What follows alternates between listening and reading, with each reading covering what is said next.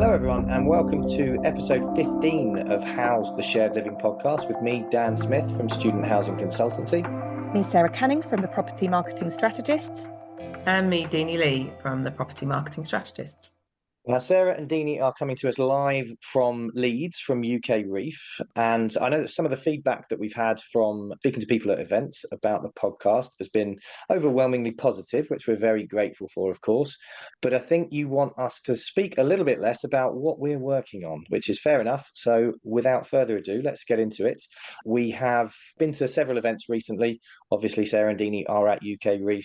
I'm not up there with them, but I was at the LD Events ESG Residential Conference last week. And Sarah, I know that you were at the LD Events Student Housing Conference last week. So how was that? Firstly, it was huge. I think it must have been their highest attended event. I think it was their 15th one, and it was absolutely packed. It was in a bigger venue than it has been previously, which just shows the kind of appetite for things relating to student housing, student accommodation, PBSA. I'd say it was largely an investor audience, but a lot of operators as well.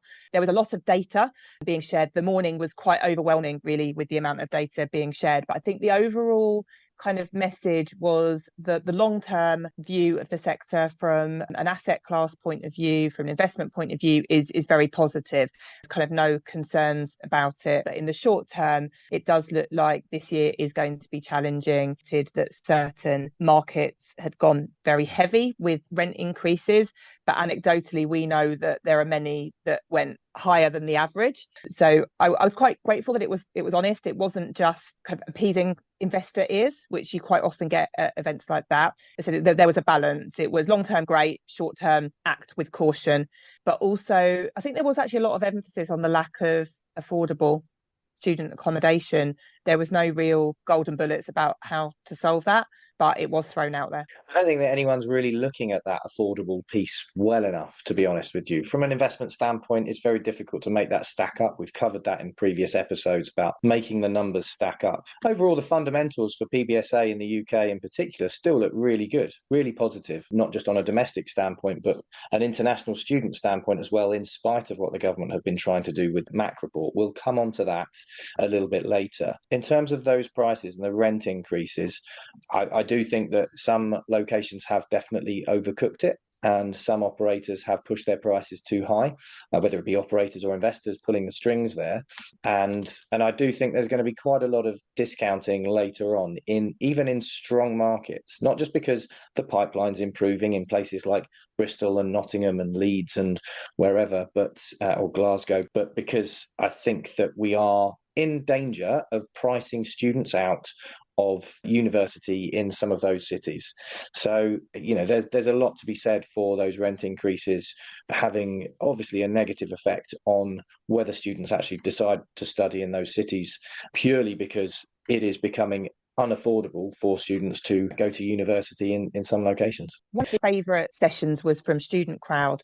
And it was really interesting looking at their graph of kind of customer satisfaction segmented by product and price point. And it showed that any student that is living in the more affordable end of the market has kind of disproportionately good satisfaction. Those that are living really high end have got great satisfaction as well. And then in the middle, it dips. And Thule was able to kind of explain this further, and her analysis of it is that actually, if you're living in cheap student accommodation, it doesn't take much to exceed your expectations. And we know that the market is doing great things with customer service and kind of the front of house operational provision. So it's not surprising really that if you have cheap accommodation, your operator can probably punch above their weights from that respect. So people are really satisfied. You then go to the really high end stuff, which I'm assuming is like Theta and Chapter. And again, you're paying big bucks and they're generally really satisfied with it because they'll be getting the red carpet treatment. The dip in the middle is really people that probably would be in the cheaper end of the market, but there just isn't any product available. So they're pushing themselves financially into this very congested mid-market range of student accommodation. And the front of house teams, I think, are struggling to keep up with the very high expectations, because you might think, well, we're mid-market, it's, £200 a week. but my God, that's £200 a week. Yeah. That's really expensive. And those students have sacrificed things. They're pushing themselves. They're working probably 20 hours a week, as we demonstrated in our recent research. So their expectations are really, really high, and operators are just not meeting the expectations. So that's where the lowest satisfaction is, interestingly. So there's a real value gap in that mid-range section for PBSA that ultimately we need to address, because students currently, it feels like they're begrudgingly paying for a mid-range, I would say, average product in certain properties in particular. It's not just one operator that, you know, is feeling that or delivering that. I think there's certainly a lot to be said for those students needing more of a value, and that satisfaction will be lower in those mid ranges if they're stretching themselves on price point but not getting the service or the amenities or the quality of room. And that is really tough on those property managers, the general managers and the site teams, to actually manage that, to manage expectations when the prices are so high. And I do think we've made a bit of a rod for our own backs. It wouldn't surprise me to see some of this student sentiment drop in the coming years as the prices have increased and the service levels maybe have dropped slightly. And yet it's for the Keck Skills or a UPP or U Living, for example, anyone playing in the more affordable end of the market, great. You know, ultimately you are going to satisfy those students because their expectations are slightly lower. For the Vitas and the chapters, as you said, it's great for them as well. We know how good the service that they deliver is, and the students expect that. They pay top dollar. They are going to expect quality amenities, great room, well appointed, loads of tech, good services, really well looked after. So yeah, real value gap in the middle as far as I can see at the moment. And I think that's where, you know, there's a lot of opportunity in the affordable sector. There's still opportunity in the premium end, although I'm not sure quite how much. I think it's more location based now rather than needing numerous more operators or numerous more premium high-end buildings. But the slight concern is that obviously this year, the Russell Group are saying there's going to be probably 10% less international students, which could have been, of course, a lot worse with the MAC review, which, as I've said, we'll come to in a second. So, yeah, lots of work to do there for mid-range operators. Deanie, I know that you guys are at UKREiiF. How's your first day been? Yeah, it was good. We did day one yesterday. We unfortunately, because we travelled up in the morning, we didn't turn up until midday. And I think in hindsight, that was a mistake because it's a big event. It's a sprawling event. There's lots of different tents. And while we were trying to navigate it and find our feet, we were bumping into people we knew and we kind of felt a bit on the back foot, really. So I think that's our first lesson is if you're going to come, get here for day one and be here for day one when everyone's trying to navigate it and find it and not be on the back foot. We headed straight over to the session, the PBSA session that we helped curate, which we were very, as you know, we're always very pro getting students on these panels to talk about their experiences. So we helped, with the help of the University of Leeds and the Rebecca O'Hare, get Tom onto this panel to talk about his experience living in student accommodation. Unfortunately, we couldn't hear all the great things that Tom said because so many people wanted to go to this talk that was in a small venue that we couldn't get in. So great news that actually in this event that's all about real estate and infrastructure, that actually there is a lot of interest in PBSA, and actually maybe the organisers had read that wrong because both the sessions we went to on PBSA were in quite small tents and both were quite full. So there's obviously a lot of interest in the sector, which is good for the sector. So we could have done with a bit more space. But I think the session went down well. I think Tom did really well, spoke really eloquently, and great that there's a student voice here, which is good. The second session we attended was on exactly what we were just talking about service provision and how kind of PBSA needs to keep up. The people that were on that session was Kelly Ann from the Class Foundation, Gabby Rhodes, who's the new marketing manager for Moda, previously Vita, Jamie Harris from Harris Associates, and Kate O'Neill from the Living Sectors. Really interesting panel. You know, a lot of discussions around kind of where the sector is on affordability and all those things. Shout out to Kelly Ann for keeping the message going that we need to build more and we need product diversity. There was a bit of a debate around viability, and actually kind of Jamie and Katie were kind of saying that it's only studios that are viable to build because of all the pressures we know on costs and build. But I guess my further question there is, if all the data coming at us is saying that people don't want studios, they're looking for a certain price range, are they going to still be viable if they're not full? They're only viable if they're full. So I guess for me, there's more of a discussion there to be had on viable on a spreadsheet is based on you selling it out. And if you're not selling it, it's no longer viable. There are challenges. We know there are challenges. But it was a really great discussion on that. There's still more to do. And it was great to have Kellyanne there to give us the European viewpoint as well. And actually, one of the other things that came out of that session was this collaboration piece. And there's still so much more collaboration going on with, local authorities, universities, private sector to solve some of these problems where we're still a bit behind the curve. So there is more to be done with that. I don't fully subscribe to studios being the only viable product anymore. And I've spoken to a few developers about that and architects. And I think there's some clever things that can be done with clusters. And we need to be thinking about twins and non-en-suites and that product that, ultimately gives us a variation, because we've just talked about the fact that there is a real value gap in the middle, which is typically going to be, a certain percentage of studios and clusters. But we need to get smarter about what we're building and build for the future. And that future looks like it needs to be affordable. And right now it's not. And I think we've built studios primarily for the Chinese market. That's worked. But, as that dip, what's the next step? Like, how do we make sure that we can future-proof the viability of the operations, not just the viability of the development so you can get funding? And that's where I think we're missing a trick with just being a bit smarter about the design and the layouts and asking students what they actually want, rather than just, well, I'm not sure I can get funding for this, so let me just stick in another 60 studios.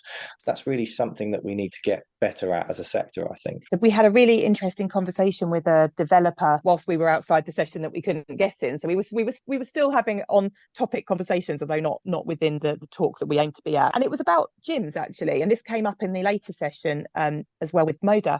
And this developer basically said investors expect to see a gym when something is being proposed to them, because they think that equals a particular value and they can ask a particular rent if a property's got a gym.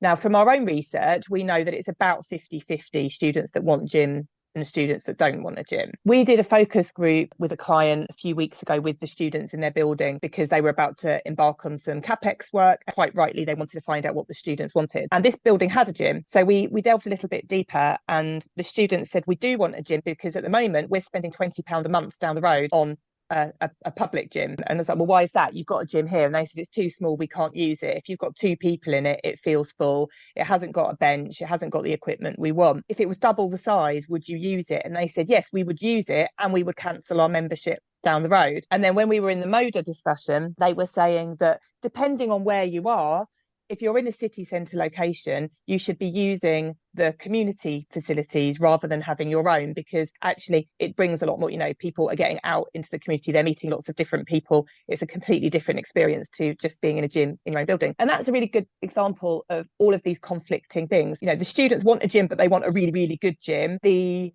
cost of it is quite high. So people are putting in really, really small, not very good gyms just to say that they've got a gym. So the investor says, oh, great, you've got a gym, I'm going to back that. And it's this weird, vicious cycle where nobody's really getting what they need out of that situation. And if you multiply that by cinema rooms, key rooms, roof terraces, it's a bit of a mess. It's a bit of a conflict of who wants what. And I think the point that we had with this developer is he'd love to develop more cheaper accommodation. He said, the communal facilities don't necessarily cost a huge amount. It's the rooms that cost the money. But once these big fancy communal spaces are in, you have to charge a certain amount of rent for them. So, we'd love to dissect this more and really kind of get to the bottom of this. And where can investors learn better? Where can they be educated on really what is needed? Because otherwise we're just having a homogenization, and that middle part of the market is really crowded, all full of the same product. So the students just don't have a choice at the moment, and people are wasting their time and money building stuff that students don't want. I do think as well that the Building Safety Act, and this came up yesterday in discussions, is playing into this argument really, because we were speaking to a developer who was saying that actually under the Building Safety Act, you can only have 100 square meters of open space before you've got to have commercial sprinklers. So therefore, those wide open spaces are not going to be viable anymore because they can't meet the safety regulations. So actually, it's all seems to be coming to a way that actually what we're arguing is let's have some flexible spaces, but less communal spaces, and then more rooms that boost your revenue. So I think we all need to come back to this drawing board and think, and as we always say, someone needs to be brave. There's a massive opportunity there for that kind of mid to lower range product because there's a massive market for it, and we just need someone to be brave, and we'd love to work with that person. I don't think it's that brave building something that people actually want. Yeah. But keep pushing that agenda at UKREiiF. It sounds like a bit of an antidote to MIPIM, UKREiiF, in that it sounds like Glastonbury, whereby you've got loads of different stages and you can, have a nice little discovery of something new and then learn something on another stage or whatever it might be. But loads of people up there. I'm seeing it all over LinkedIn, which is great. So well done to Nathan and the team for coordinating all of that.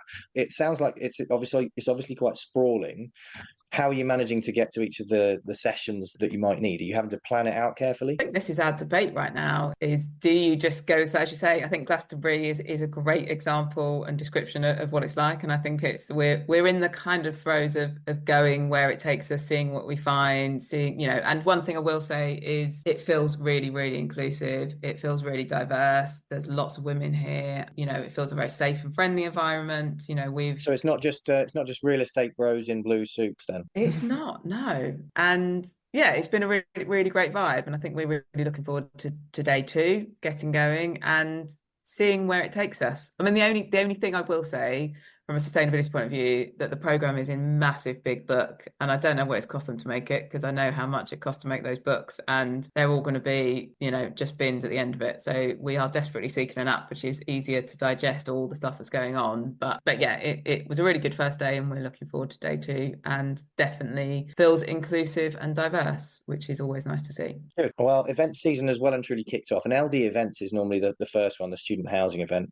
Then straight after that is the LD ESG residential events, and that's a really good event for about 300 or so people. Some of them are ESG and sustainability specialists, some of them are just operators and investors, developers.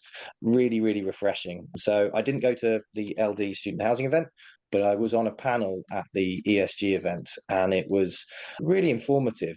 It wasn't just a standard, what does ESG mean for PBSA or BTR or any of the residential sector? It was very much, how can you take the learnings and the data and apply actions and make sure that you're actually providing results? And I think that's where we're moving to now. We're not just thinking, all right, well, let's look at what certifications do we need. It's very much, how do we actually move the needle in terms of making sure that we can show that there is potentially a green premium to be had in operations by putting in place sustainable tech or sustainability measures, ESG measures. How do we show social value? And, social value is quite difficult to quantify. Typically, it's a bit more about the storytelling piece. Well, that's fine.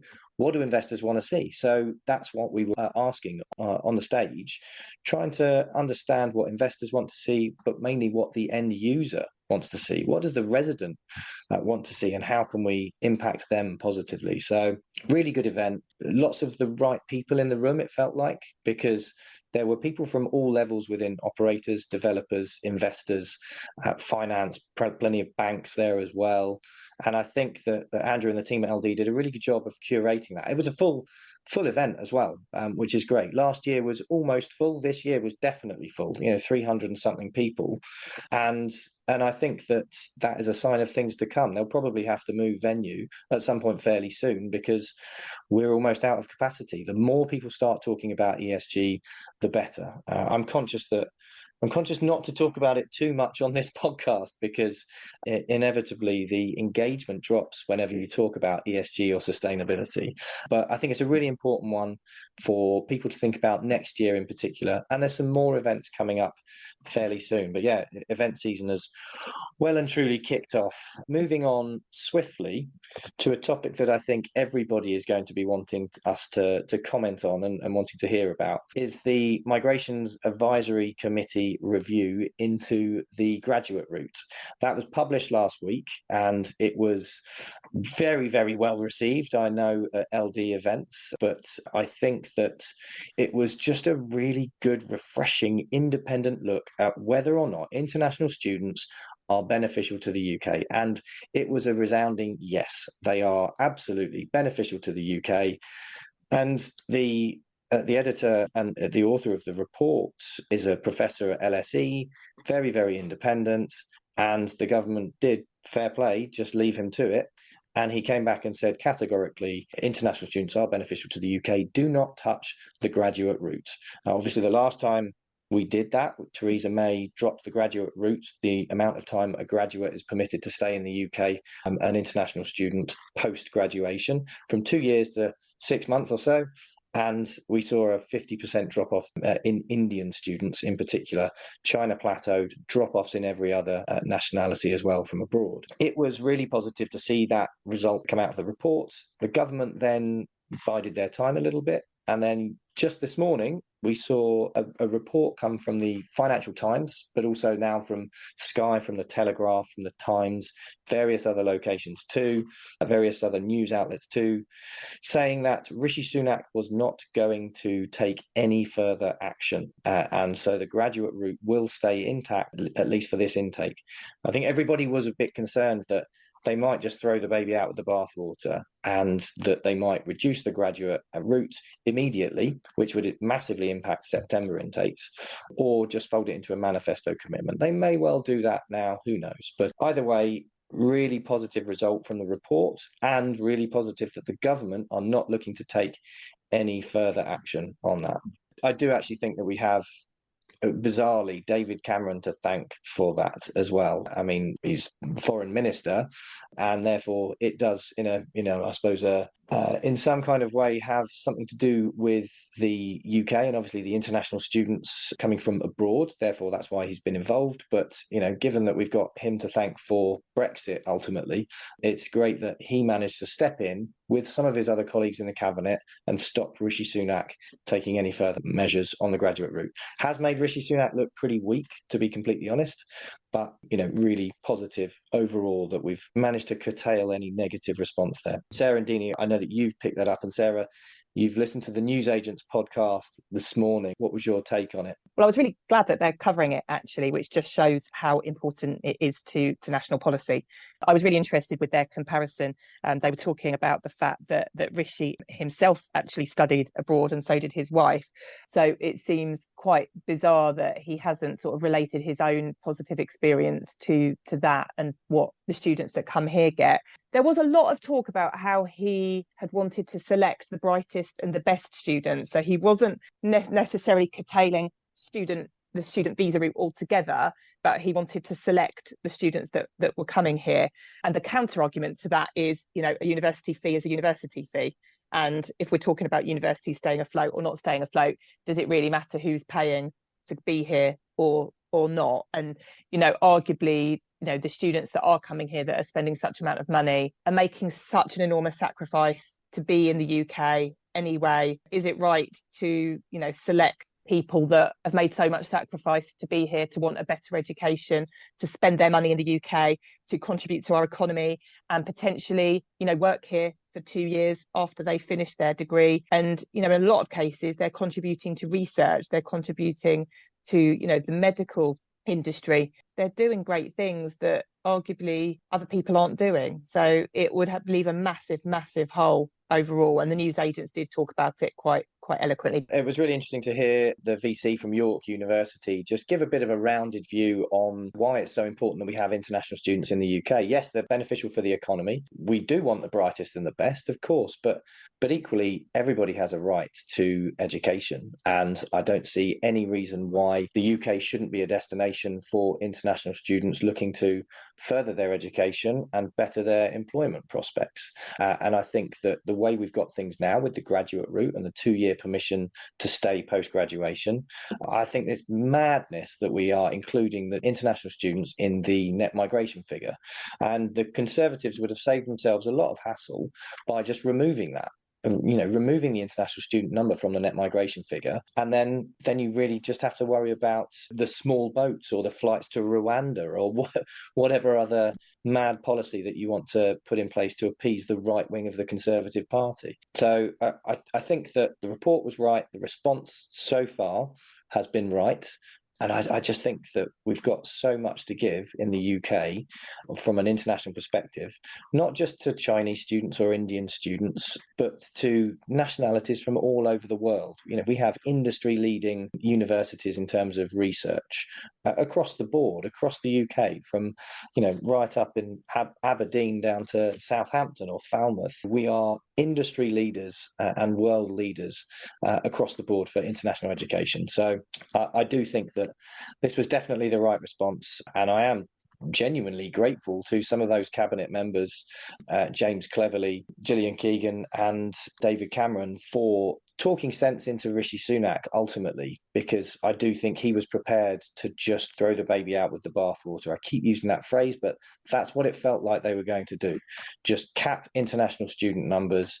And then you could show by the election that if your election's held in October or November, that those visa figures and therefore the international student numbers have dropped off a cliff, because a lot of the agents in the marketplaces that I was talking to, they were suggesting that it could be anywhere between 20 and 40% drop off in international students in this year alone. Now, for us already to be facing, according to the Russell Group, a 10% drop in international students for various different reasons, partly because some of them were afraid about the response to the MAC report, and some of them are finding university too expensive in the UK at the moment. Doesn't mean that they can afford it anywhere else at the minute, but I think we're putting some people off with the cost of university right now. But the government have a lot of work to do, and the next government have even more work to do. How do you solve a problem like tuition fees not being able to pay for domestic students to go to university, given that every university is making between a sort of £3,500 and £4,500 loss on every domestic student? That's where the international students come in. They are propping up our higher education sector. Yeah, and I think ultimately it was a no-brainer. It's like you've got a report that basically explains all those benefits that international students bring. To kind of go against that would have stank of desperation. It was just about winning votes. And so I think Conservatives are at rock bottom, and it would have been a total disaster for Rishi to do that. And I'm glad that thankfully he's been able to see sense. And yet, thanks to David Cameron, which is not something I thought I'd say either. My only question really now is like you're saying, there's already this view of it's expensive to come here and study, and actually what has the damage done to our reputation of all that going on, and our students feeling welcome here. So there's probably a communication piece to kind of build that back up, to say it's okay, it's all good. Like you say, I think the new incoming government have a lot of things to fix. One of the things that is coming up time and time again at UKREiiF is planning. Planning needs to be fixed, and obviously there needs to be an overhaul of the education system and how it's funded, because it's not working. Whether they're going to fix it, who knows? Whether they can fix it, whether there's money to fix it, whether there's a will to fix it, we will wait with bated breath. But I think this is a good day. I'm glad the right decision is made, because it is clearly the right decision for anyone that understands the sector can see. Without a doubt. And I think just a bit of an appeal to international education agents and marketplaces. And we see you listening to the podcast, and very grateful from India, Nigeria, China. We do see you. So do please get your students to book, and book as early as possible. I do think, yes, there are going to be some incentives a little bit later on for student accommodation in particular, but the UK is very much open for business when it comes to higher education now. I think that the government have shown that they're not willing to sacrifice higher education in order to gain votes, and that was what everybody was waiting for. So that feels like the pivotal moment to really push your students to book their accommodation and to book their place at university. Fingers crossed that all comes through. And on that note, I think that is it for today. We hope you've enjoyed this episode, and we look forward to seeing you again and for episode 16.